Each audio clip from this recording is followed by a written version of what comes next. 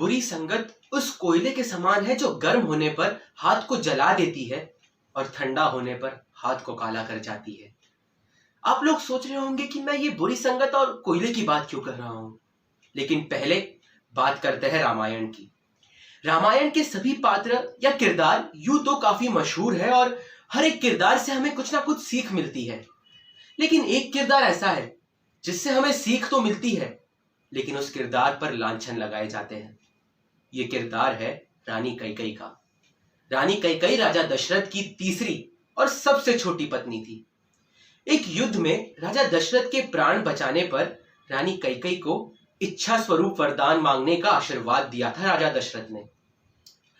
जब राजा दशरथ ने राम को अपना उत्तराधिकारी घोषित किया, तब रानी कैकेयी ने राजा दशरथ को इस आशीर्वाद का स्मरण करवाया और तब रानी कैकेयी ने राजा दशरथ से 2 वचन मांगे और वो 2 वचन रामायण के आधार स्तंभ बने। वो 2 वचन क्या थे? पहला कि राजगद्दी राम को नहीं बल्कि भरत को मिलेगी, और दूसरा वचन ये था कि राम 14 वर्ष के वनवास पर जाएंगे।